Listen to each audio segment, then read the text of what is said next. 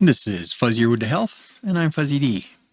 Today we're going to be talking about my precise diet that I use while being on carnivore. Let's get started.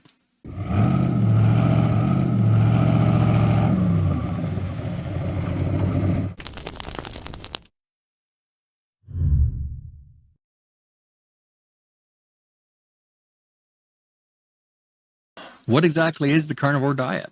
It's basically animal products only. Now, some people, they use a couple other things that might not be considered strictly carnivore, but and I do that in my case. There's a couple specific things that I've talked about before on previous videos.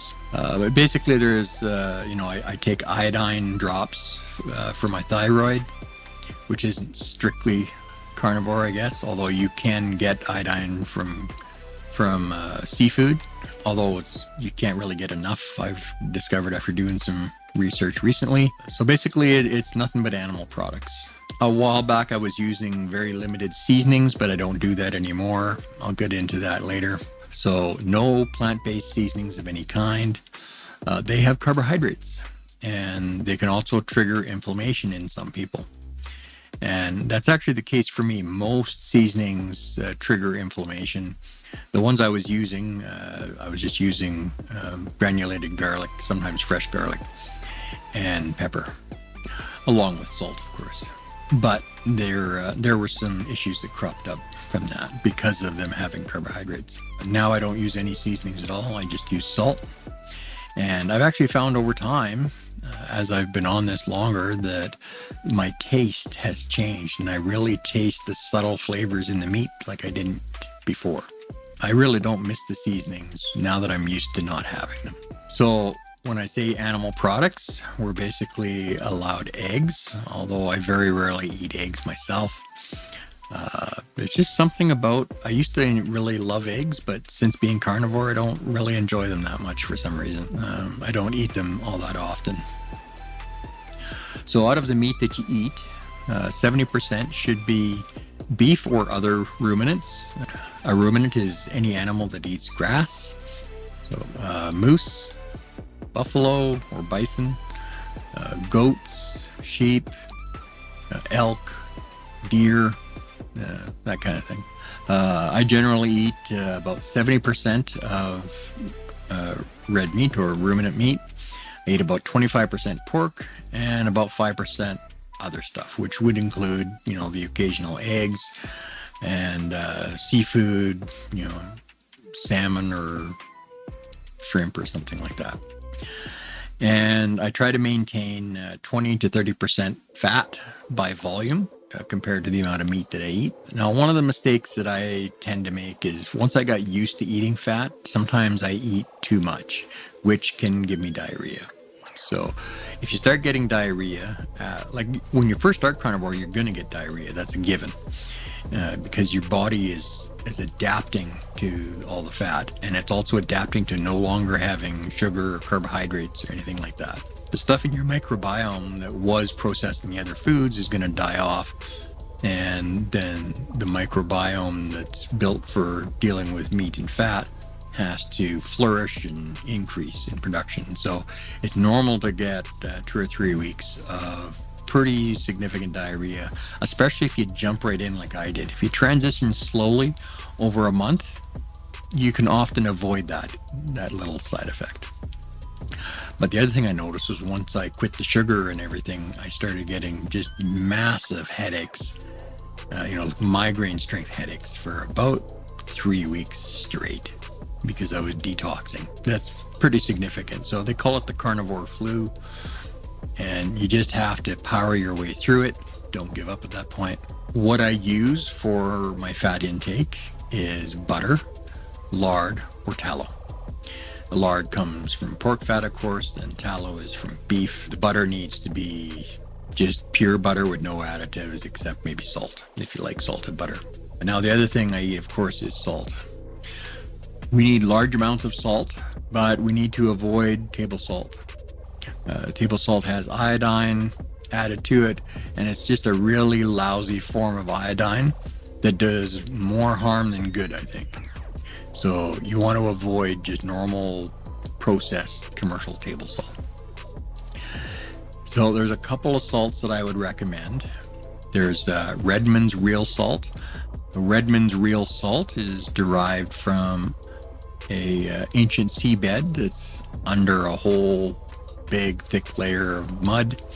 So it's been well protected.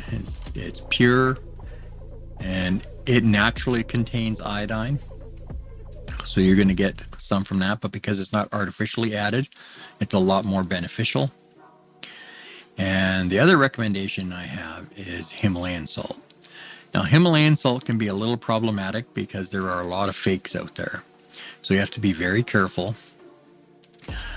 You need to do a couple of things if you're going to be researching it and trying to find a good salt. Once you've found a good Himalayan salt, stick with that brand, don't switch.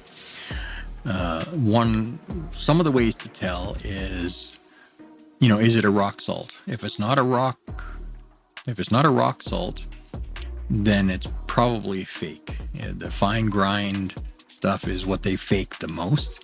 So they just take regular salt and they dye it. So that's the other thing that you'll notice is when they're faking it like that and they're dyeing just regular salt, it'll be all like a perfectly even color, which is a dead giveaway that it's a fake. Because natural rock salt is going to be all different shades of pink and gray and white. And the same goes for the rock salt. So when you've got a coarse version of the Himalayan salt, it should be all different shades, and the edges should be sharp. If they're like really rounded over, then chances are it's fake. So that's something you need to watch out for. If you're in doubt, I did the research and I prefer the taste of Himalayan salt over any other. So I've got a link down in the description for Himalayan salt that I trust, and it's the one I use all the time, and it tastes fantastic. The other salt that you can use is kosher salt, like a coarse kosher salt. That doesn't have any added iodine or any other additives. It has to be that way to be considered actually kosher. So that's the other salt that I use sometimes. If I need the salt to absorb in a hurry on something I'm cooking, then I'll break out my kosher salt. Now, salt is very important for the body. All of the systems in the body require salt to function properly. Your brain, your nervous system, your organs, your gut, even your skin all require salt. So it's very important to be eating a lot of salt. Salt gets a bad rap. And, it gets the blame for stuff that processed food and sugars do to your body. So regardless of what the conventional medical wisdom tells you, eat lots of salt, lots and lots of salt. Salt your food to taste, and then you may also need to add some to your diet in addition, just dissolved into water or something. If you notice you're getting muscle cramps or brain fog, that kind of a thing, then you're probably short on salt.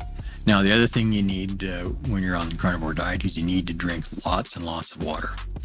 So I drink 80 to 100 ounces of water a day.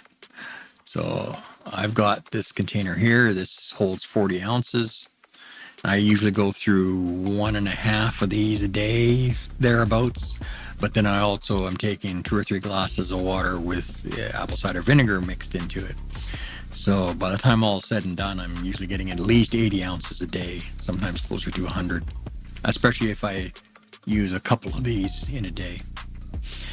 And also every time I mix up my water, I put in, because my thyroid was fairly bad, I put in 10 drops of potassium iodide. And I also put in 2 milliliters of electrolyte drops. So I personally use the Keto Chow electrolyte drops. They're made for people on keto and carnivore diets. It's not just sodium. It's also got potassium and magnesium. And those are 2 other things that you really need in your body if you're using a lot of salt. So there's many health benefits to that. So there'll also be a link down in the description for that as well. It's also, of all the stuff I looked into, like Element and, a few other ones that are out there, it seems to be the most cost effective. 1 bottle of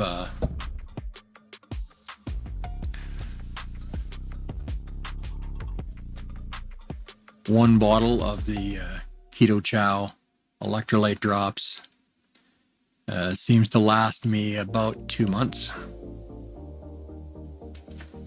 And of course, we already talked a bit about apple cider vinegar, but I'll mention it again just in case I split this video up into shorter segments later down the road. So if you're just watching, one of the shortened chunks of this about just my diet.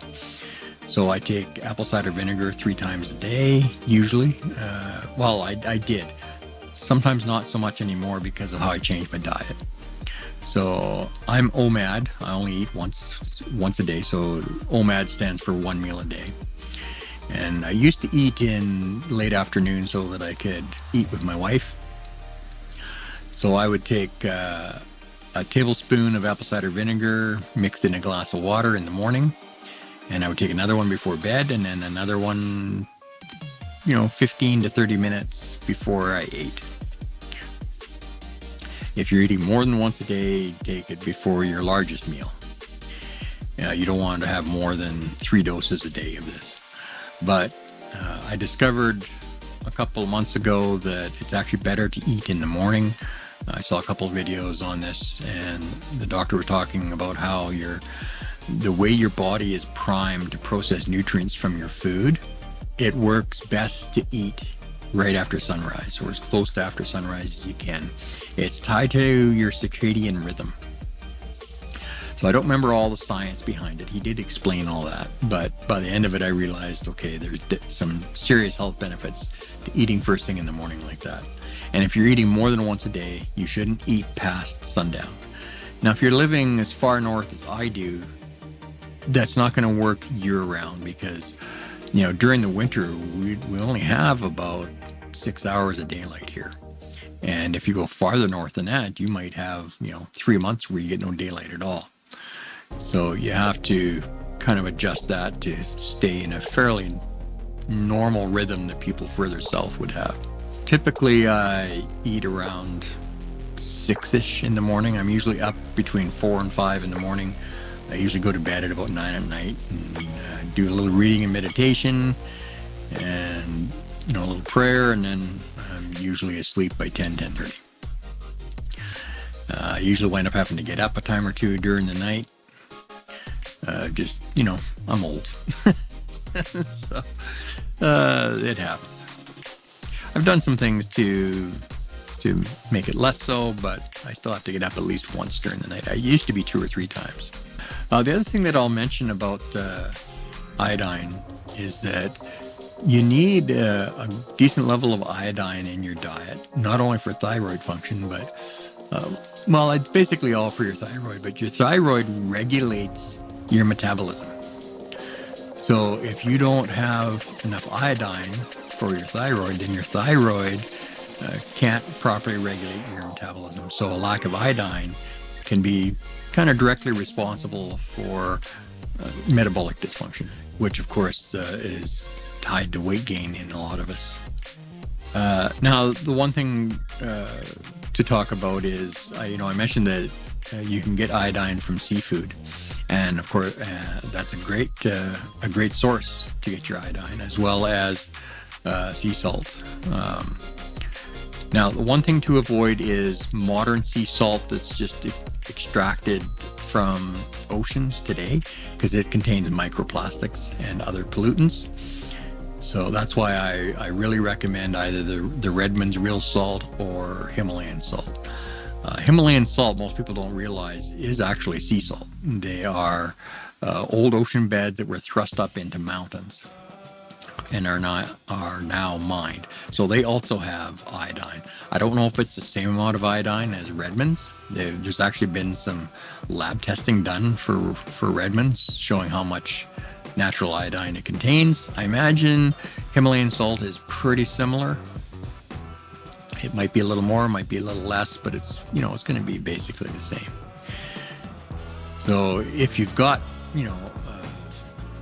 hypothyroidism, then you're probably going to have to supplement with iodine like I do. And even if you don't, you might need to supplement a little iodine with potassium iodide drops. We talked a little bit about me being OMAD. There are a number of health benefits to that. One of them is especially pertinent to weight loss. So when you're on OMAD, you're basically doing intermittent fasting. When you do the intermittent fasting, that really helps you stay in autophagy. So you're maintaining ketosis to burn the fat. And there are lots of other benefits to intermittent fasting as well. It helps prime your body to process food in a better way. It will extract more nutrients from the food that you're eating. And you know, the one interesting thing about OMAD that I found that once I got used to it, I'm not really hungry on it until much later in the day. Like if I eat at 6 in the morning, I don't start feeling any hunger until 6 or 7 at night, and it's mild hunger. I mean, when I was still on like keto or standard American diet, I would just get ravenous within an hour or two of eating. So, I mean, it was just a constant fight to only eat 3 or 4 times a day. But I just don't have that on carnivore, eating once a day. Now, once I get down to my ideal weight, I'll probably go back to eating twice a day. But I've still got, 70 or 80 pounds left to lose. I've got back surgery coming up. I'm going to have skin removal surgery coming up. So it's going to be a while before I go back to eating twice a day. Now, the exception to that is if I'm healing from something. So when I get my back surgery or I get my skin removal surgery, I'll definitely be eating 2 or 3 times a day because my body will need the extra nutrients to heal faster. So that would be the only exception to that. But once I'm healed up from that, I'll go back to OMAD until I really get down to my proper weight. And, once my back's healed up, I can really start hitting the gym and working out again big time. I've been trying to get to the gym. I even went and got a membership, but my back has just been so bad the last little while. I think it's got a lot to do with losing the weight. It shifts the center of balance in my body, so my back starts getting pressure in different points and at different angles. So it's been a real struggle the last couple of months. I was doing an exercise program, but I had to stop that because it was really starting to hurt my back. So I still want to start getting to the gym and maybe doing some light upper body stuff, maybe a little bit of cardio, just to start strengthening my heart and lungs a bit and, starting to build a little upper body muscle. Well, if you enjoyed this video or found it useful, please make sure to like and subscribe and hit that notification bell so you're sure to catch our next videos coming out. We appreciate you being here today. We always enjoy having you. We'll see you on the next video. Bye for now.